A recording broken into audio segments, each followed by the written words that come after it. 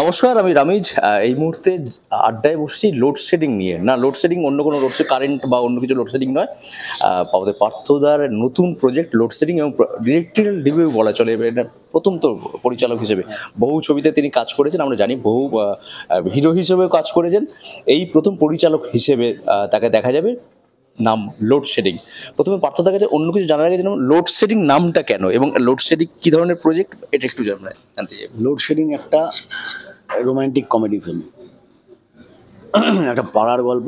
সে পাড়ার কিছু বিচিত্র মানুষ আছে, তাদের দৈনন্দিন জীবনের গল্প।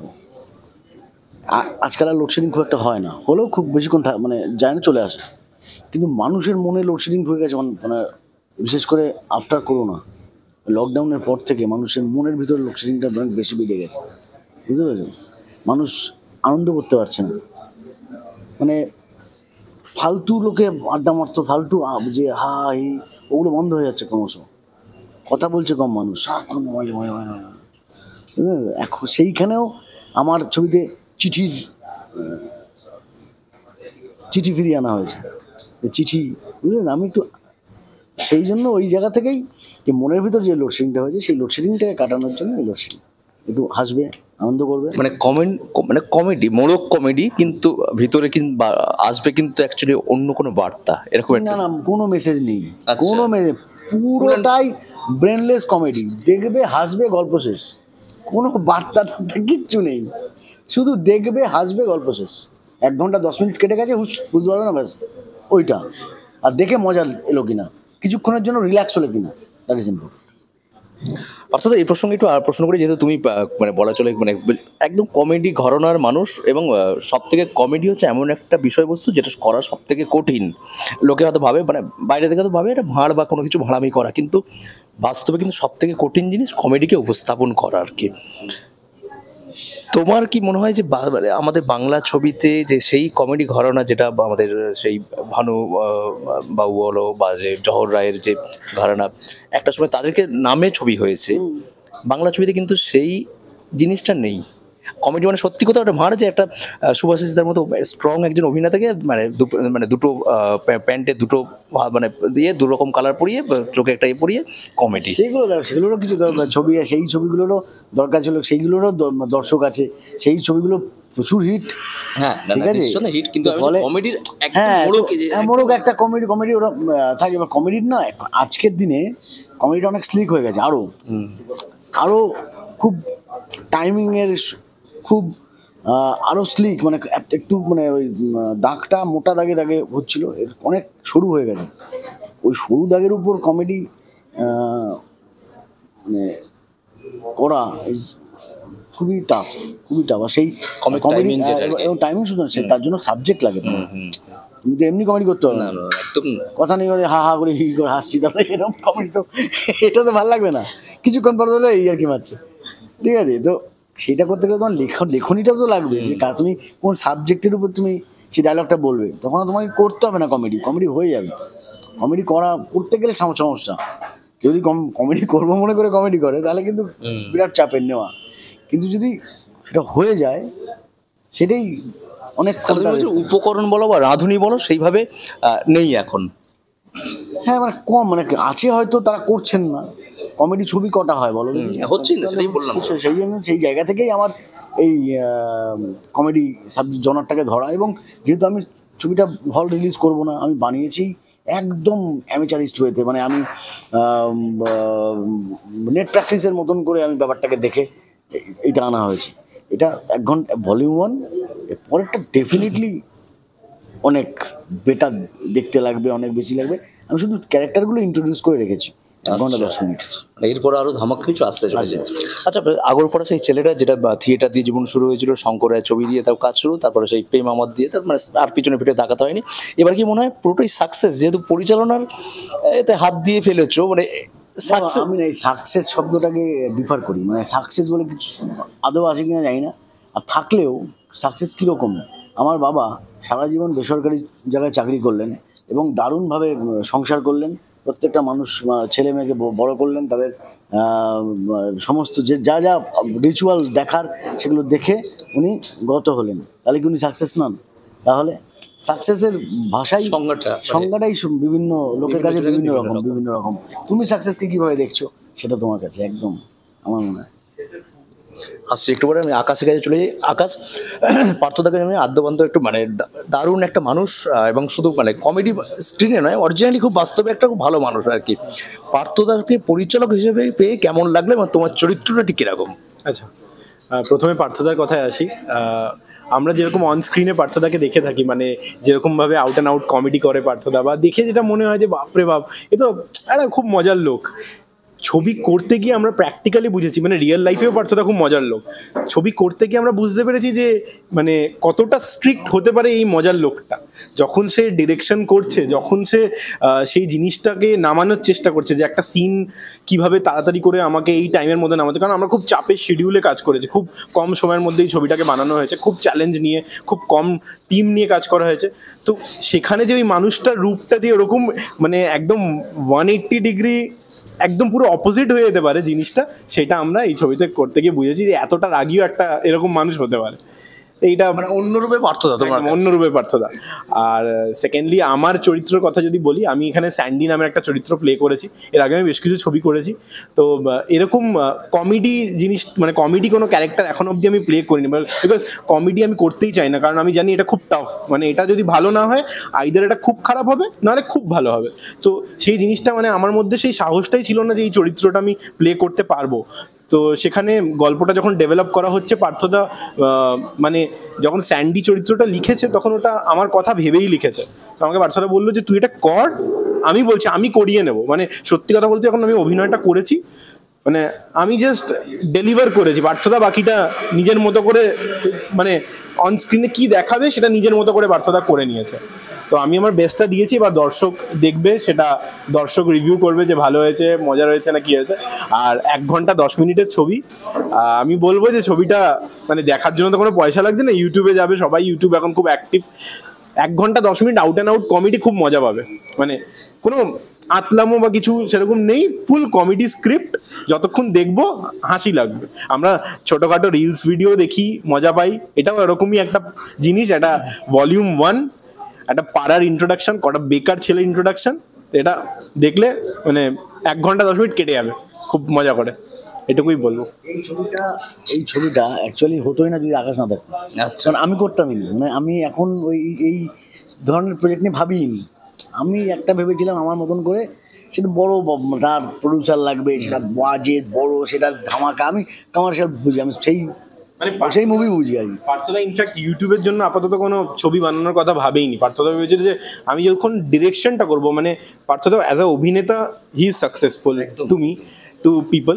তো যখন পার্থদা বলছে যে আমি ডিরেক্টর হয়ে আসবো, তো আমি সেইভাবে প্ল্যান করে সেরকম গল্প নিয়ে আসবো। বাট আমি জিনিসটাকে বললাম যে না পার্থদা, আমার মনে হয় যে we should give a start, মানে উই ডোন্ট নো মানে কি হতে পারে, আমরা একটা স্টার্ট করি। আজকে এতগুলো ইউটিউব প্ল্যাটফর্মটা না থাকলে আমরা ক্রিয়েটারদেরকেই পেতাম না, এত ট্যালেন্টেড লোকজনকে আমরা খুঁজেই পেতাম না যদি ইউটিউব না ফর্ম হতো। আজকে ইউটিউব ফর্ম হলো তবে গিয়ে আমরা জানতে পারছি যে প্রত্যেকটা ঘরের মধ্যে এত ট্যালেন্টেড ছেলেমেয়েরা বসে আছে, এত ট্যালেন্ট ওদের মধ্যে থেকে বেরোতে পারে। আমরা তো না হলে কি সিনেমা দেখি, সিনেমাতে জানি যে অ্যাক্টর, আরেকটা অ্যাক্টর কিন্তু বাড়িতেও বসে আছে, সেটা ইউটিউব আমাদেরকে হেল্প করেছে যে বার করতে। তো সেই জায়গা থেকে আমি পার্থদাকে বললাম যে আমরা ইউটিউবের কথা ভেবেই এই ছবিটা বানাই। তো আমাদের কাছে বাজেট নেই, কম বাজেট আছে, সব কিছু ঠিক আছে, but let's give it a start. তো সেইখান থেকে ভলিউম 1, একদম ভলিউম 1 সেখান থেকে শুরু। ভলিউম 2টা আমরা অনেক বেটার ভাবে ভাবছি। তো এবার বাকিটা দর্শকের হাতে। দর্শক ভলিউম 1 সাকসেস দিলে, ভালোবাসা দিলে, আমাদের ভলিউম 2 খুব সুন্দরভাবে তৈরি হবে। আমিও দেখলাম একটা নেট প্র্যাকটিস হবে আমার, এবং আমি সবটা তাহলে নিজের হাতে করবো, মানে লেখা থেকে শুরু করে এভরিথিং, সবটা মানে যা যা লাগে একটা সিনেমা বানাতে গেলে, যা যা ইনগ্রিডিয়েন্ট লাগে সমস্ত কিছু আমি নিজের হাতে করবো। মানে কাহিনী, চিত্রনাট্য, সংলাপ, পরিচালনা, মিউজিকও তোমার? হ্যাঁ বলছো কি? গিয়েছি আমি সব তাহলে আমি আরো বেশি জানতে পারবো না। যদি আমরা এক্সপেরিমেন্টই করতে হবে সেভাবে করবো, তাই না? একদম তাই। কিন্তু মানে মিউজিকটাও তুমি নিয়েছো? হ্যাঁ, সব আমি করেছি, কারণ আমি মিউজিক দেখো, আমি আগেও মানে আমি থিয়েটার যখন করতাম তখন আমি মিউজিক সেইগুলো। এবার কিছু গানও লেখা আছে, শুট করাও আছে, সেগুলো নিয়ে এবার আমি ভাবছি। গান কটা আছে ছবিতে? এই ছবিতে 2টো গান আছে। একটা আমার লেখা, আমার শুট করা, আমার গাওয়া। আরেকটা মনোজ বলে একটি ছেলে আছেন, খুব ভালো, নর্থ বেঙ্গলের ছিলেন, খুব ভালো গান গায়, খুব ভালো মানে পারফর্ম করে ছেলেটা। ওর একটা গান আছে ও পাগল মন বলে, সেটাকে আমি ওই 1.5 মিনিট 2 মিনিটের মতো রেখেছি কি ছবিতে, মন্তাজের মতন। বাকি ওই লোডশেডিং এর যে টাইটেল শুনতে পেয়েছো আর কি অলরেডি, ওটা নিজে গাওয়া, নিজে শুট করা, নিজে সব কিছু।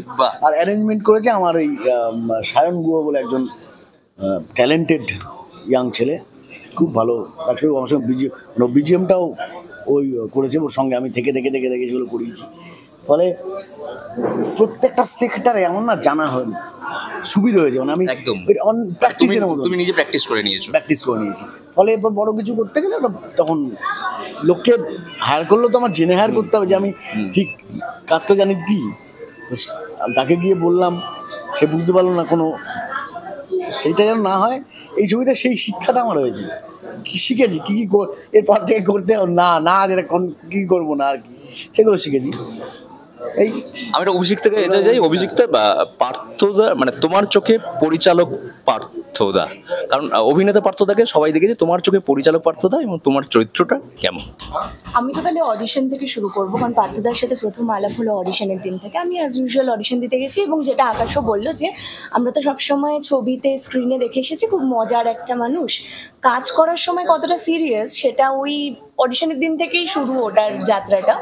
তো ওই অডিশন পার্থদার সামনে দেওয়া, এবং এটা হচ্ছে না প্রপার বিষয়টা চাই, কারণ একটা স্ক্রিপ্ট যখন হাতে পেলাম তখন আমি আমার মতো করে সেটাকে ইন্যাক্ট করছি, কিন্তু ডিরেক্টর কি চাইছেন সেটা ডিরেক্টর নিজের মতো করে মোল্ড করে নেয় ক্যারেক্টারটাকে। তো ওখান থেকে আমাকে বোঝানো শুরু, এবং আস্তে আস্তে সেই ক্যারেক্টারের মধ্যে ঢোকা, তারপরে শুটিংটা করা। যতটা মজা করে কাজ করেছি অফ স্ক্রিন, অন স্ক্রিন যখন পারফর্ম করছি ততটাই খুব সিরিয়াসলি। আর ও যেটা বললো যে খুব কম সময়ের মধ্যে খুব একটা রেস্ট্রিক্ট শিডিউলের মধ্যে কাজটা নামানো হয়েছে, সেজন্য প্রচণ্ড প্রফেশনালিজম পার্থদার থেকে, ওটাও শেখার বিষয় যে কম সময় ছোট টিম নিয়ে কাজ করেও কি সুন্দরভাবে কাজটাকে করা যায়। অফ স্ক্রিন অনেক মজা করেছি, কিন্তু কাজটা যখন করেছি প্রচণ্ড সিরিয়াসলি, বকাও খেয়েছি কখনো অন স্ক্রিন ভুল করে ফেলেছি বা যাই হোক, সেটার জন্য বকাও খেয়েছি, কিন্তু অনেক কিছু শিখতে পেরেছি আপকামিং অ্যাক্ট্রেস হিসেবে। তোমার চরিত্রটা একটু কিরকম? আমার চরিত্রটা হলো ঝিমলি বলে একটা চরিত্র আমি এখানে করছি। খুব ফিল্মি একটা ক্যারেক্টার, মিষ্টি একটা ক্যারেক্টার, যারা যে মানে কবিতা পড়তে পছন্দ করে, পড়াশোনা নিয়ে থাকে, এরকম একটা ক্যারেক্টার, এবং খুব ক্রাশ টাইপ, ওই পাড়ার সবাই একটু উকি মেরে দেখে, পছন্দ করে, এরকম একটা ক্যারেক্টার। খুব প্রপার একটা মেয়ে বলতে আমরা একদম এবং প্রপার আমরা একটা ড্রিম গার্ল বলতে যেরকম একটা ক্যারেক্টার বুঝি, সেরকম একটা ক্যারেক্টার, প্রচন্ড ফিল্মি একটা ক্যারেক্টার, যেটা আগে আমি করিনি। আগে আমি রুরাল ক্যারেক্টার করেছি, যেটা খুব সাদামাটা, কিন্তু এরকম একটা ড্রিমি সুন্দর মিষ্টি ক্যারেক্টার এই প্রথমবার করলাম। তো খুব ভালো, বেশ সুন্দর ক্যারেক্টারটা। অর্থাৎ এই যে লোডশেডিং দেখা যাবে কোন ইউটিউব চ্যানেলে, এবং আর কে অভিনয় করেছে যদি এটা একটু বলে দাও। এটা দেখা যাবে পরিণীতাস ফিল্মস বলে একটা ইউটিউব চ্যানেল নতুন হয়েছে, সেই চ্যানেলটায়। আর এখানে অভিনয় যারা করেছে সবাই অডিশন দিয়ে, আকাশ এবং অভিষেক থেকে তো আমরা পেয়েছি, কাকে অভিনয় এই যে আছে রানা, এদিকে রানা, এদিকে দাঁড়া ও ঢোকা এই যে রানা খুব গুরুত্বপূর্ণ একটা চরিত্র করেছে। ওর চরিত্রের নাম হলো পেলে। আচ্ছা, ওই 3টে ছেলের একজন। আচ্ছা, সে ওই মানে অদ্ভুত একটা ক্যারেক্টার। মানে সে কি ক্যারেক্টার, তার দাদা আছে, তার বৌদি আছে, সে দাদার বাড়িতেই দাদার পয়সাই খায়। এখনো সকালবেলা উঠে মাঠে জার্সি প্যান্ট আর বুট পরে ঘুরে বেড়ায় সারা রাত দিন। আচ্ছা, সব মাঠে গিয়ে খেলে না, ঘুমায়। হ্যাঁ, তো এই ধরনের বুঝতে পারছো চরিত্রগুলো শুনলেই মানে মজার চরিত্র। এইটা ও করেছে। ওর থেকে বড় একটা সাইকেল নিয়ে, ওর থেকে বড় চেহারার বন্ধুকে নিয়ে, সেটা সেই পিছনে বসতো, তার ওজন তখন 120 কেজি। ওই যে সুজয় কোথায় গেল, সুজয় কোথায়? এদিকে এখনো খাচ্ছে। আচ্ছা, এখনো খাচ্ছে, ক্যামেরা তাকাও, এখনো খাচ্ছে, খেতে মুখ নাড়তে আসছে। চন্দন মানে এবার 3 জনের আরেকজন সুজয়। আচ্ছা, সুজয় ও হলো অভিষেক, ওর ওজন তখন 120 কেজি। আর একটা সাইকেলটা একটা এমন দেওয়া হয়েছে ইচ্ছা করে, ভালো সাইকেল ছিল, কাজ করেছি। এখানে আড্ডা হচ্ছে, ও খেতে চলে গেছে, মানে খাচ্ছে ওখানে। মানে এটা থেকে বোঝা যাচ্ছে মানে আমরা কি ধরনের একটা মজার জিনিস একটা পেতে চলেছি আর কি। মজা তোমার দেখলে পরে মজা পাবে তুমি। যে কত তারিখে আসছে? তারিখ এটা 15 তারিখ। 15th এপ্রিল মানে একদম বৈশাখে, নতুন বৈশাখে একদম মানে একদম বাঙালিয়ানা একটা কিছু ব্যাপার। নববর্ষের গান দিয়ে লোডশেডিং এর গানটা দিয়েছি নববর্ষের, তো সেই নববর্ষেই ছবিটা আবার দেখা যাবে। তো দেখে নিক সবাই। আর ওর চরিত্র সম্বন্ধে যেটা শুনে বুঝতে পারলাম যে একটা সাইকেল যার পিছনে 100 মানে 80 কেজি বসে আছে, আবার 120 ও 120 কেজি। আচ্ছা, আবার তোমার থেকে বড় সাইয়ে। হ্যাঁ, মানে সাইকেল মানে ওই সাইকেলে প্যাডেলে গাঁট থাকে না, ওই গাঁটে পা দিয়ে টপকে উঠতে হয় সাইকেলে, সেই সাইকেলে কেরিয়ারেও বসে। যা শুধু রিংটাই আছে, হাওয়া নেই, বেল বাজে না, ঘাড় গজে গেছে, যখন তখন ব্যান্ডেল খুলে পড়ে যেতে পারে। এবার পার্থ সাইকেল চেঞ্জ করবে না, এইটাই ক্যারেক্টার, এটাই তুই। সাইকেলটা তুই দুটো এক চরিত্র। তো সাইকেল নিয়ে খুব ইতিহাস আছে, কারণ এই সাইকেল চালানো আছে বিভিন্ন রকমের আমার এই ছবিটাতে। দুঃখে, রাগে, আনন্দে অনেক রকম সাইকেল চালানো আছে। এটা পুরোপুরি পার্থর আমি কথা বলি, পার্থর সাথে আমার আজকের সম্পর্ক নয়, প্রায় 2008-9 আমাদের বন্ধুত্ব। আর একসঙ্গে সহ অভিনেতা হিসেবে তো প্রচুর কাজ করা, এই ও পরিচালনায় আর আমি সেখানে পাঠ করছি, একটা মজার হিস্ট্রি, খুব ভালো। ছবিটা দেখুন, এইটুকু বলতে পারি যে ন্যাকামো নেই ছবিটার মধ্যে, পুরোপুরি একটা পাড়াগত ব্যাপার, সবাই সবার সাথে রিলেটেড করতে পারবে, এরকম পাড়া এরকম মানুষ দেখা যায়, খুব ভালো লাগবে, এইটুকু বলতে পারে। মন দিয়ে কাজ করেছি, থ্যাঙ্কস পার্থনা এই চরিত্রটা পেলে দেওয়ার জন্য আমাকে। আর এই যে 120 কেজি, 120 কেজি এইটাকে চালাতে হয়েছে আমার। অ্যাকচুয়ালি ব্যাপারটা হচ্ছে যে আমি 120 না 110 সেটা পরে বিবেচনা হবে। আজকে যাকে দিয়েছে সাইকেলটা চালাতে, সে যদি অনাহারে থাকে, কিছু খেতে না পারে, সেখানে তো আর আমার দোষ নেই। আর সাইকেলেরও খুব একটা দোষ ছিল না, সাইকেলটাও শক্তপোক্তই ছিল। সব থেকে বড় অসুবিধা হচ্ছিল যে ওর পাটা পৌঁছচ্ছিল না। তো যে কোনো যখনই শর্ট হচ্ছিল, শর্টের আগে আমি ক্যারিয়ারে বসে পাটা নামিয়ে রেখে সাইকেলটাকে স্ট্যান্ড করে তারপরে প্যাডেলে উঠে দাঁড়াতো, আমি ঠেলতাম, মানে সাইকেলটা রানিং হওয়ার পরে শর্টটা নেওয়া হতো। মানে এইভাবেই হয়েছে। আর সত্যি কথা বলতে কি, সাইকেলটা সত্যি ভালো ছিল না, মানে চালাতে পারেও এবং আমাকে নিয়েও চালানো যায়, বাট সাইকেলটা ভালো ছিল না। সাইকেলটা ভালো ছিল না বলেই আজকে যে সিনসগুলো আপনারা দেখতে পাবেন, সেই সিনসগুলো অতটা সুন্দরভাবে ফুটিয়ে তোলা গেছে। ভালো সাইকেল হলে কিন্তু সেটা হতো না, ওই সাইকেলটা ছিল বলেই সিনসগুলো দেখতে ভালো লাগবে। আর আমি এখানে সুজয়ের চরিত্রে অভিনয় করছি। সুজয়ের চরিত্রটা হচ্ছে পাড়ার একটা বেকার ছেলে, যে সকাল থেকে বেরিয়ে পড়ে রাস্তায়, তার সাইকেল নেই, একবার এর সাইকেল একবার তার সাইকেল এইভাবে ঘোরে, এবং যাকেই দেখে তারই প্রেমে পড়ে যায়, তাকে ভালোবেসে ফেলে। এবং অনেক জায়গায় এরকম হয়েছে, কোনো মেয়ে যাচ্ছে, বলছে এই তোমাকে আমি ভালোবাসি, সে বলছে জুতোর বাড়ি, বলছে ঠিক আছে দেখা হবে আবার, এরকম আর কি। মানে খুব স্মার্ট, সে খুব স্মার্ট আর কি, মেয়েদেরকে খুব ভালোবাসে, যাকেই দেখে ভালোবেসে ফেলে। তো কিন্তু সরল সিধা, এই চারজনই যে ক্যারেক্টার আছে খুবই সরল সিধা, পাড়ার বকাটে ছেলে। কিন্তু আলটিমেটলি যে মেয়েটাকে সে ভালোবেসেছিল, যাকে ভালো লেগেছিল, সে তার বন্ধুকে বলেছিল যে একটু ব্যবস্থা করে দিস। তো সেই বন্ধু নিজের ব্যবস্থা করে না আমার ব্যবস্থা করে দেয়, আলটিমেটলি ব্যবস্থাটা আদৌ হয় কি না সেটা জানার জন্য ছবিটা দেখতে হবে 15 দিন।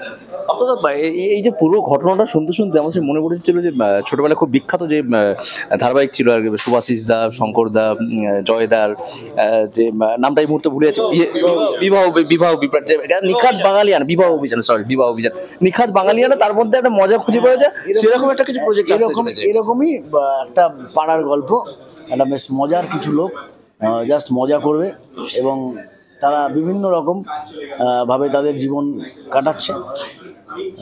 এই চরিত্রগুলো জাস্ট ছোট ছোট, যে এই ছবিতে এরা ছোট ছোট চরিত্র করে, যেমন জয়, যেমন মনীষ, এই চরিত্রগুলো কিন্তু মানে পরেরটায় বড় বড় থাকবে, তাদের আরো বিন্যাস আমরা দেখতে পাবো। তো ফলে এইভাবেই প্রথম 110 মিনিট ধরলাম, এরপরে আবার একদম পার্থদা দেখে, একদম দেখবে, মানে অবশ্যই দেখবে। পার্থদা অনেক অনেক শুভেচ্ছা তোমার, মানে তোমার অভিনয় জীবনে প্রথম থেকেই তো মোটামুটি আমরা দেখে আসছি তোমার মানে উত্তরণ, এবং তোমার এই ধরনের উত্তরণ আরো ঘটুক, এবং তোমার লোডশেডিং এর সাকসেস পাক, এবং পরবর্তীকালে তুমি আরো বড় পর্দায় বিশালভাবে লোডশেডিংকে নিয়ে এসো বা আরো অন্যান্য ছবি নিয়ে এসো। আমাদের তরফ থেকে অসংখ্য শুভেচ্ছা তোমার পুরো লোডশেডিং টিমের জন্য, এবং তোমার জন্য অনেক অনেক ধন্যবাদ আমাদের সময় দেওয়ার জন্য। 15 এপ্রিল লোডশেডিং আসছে।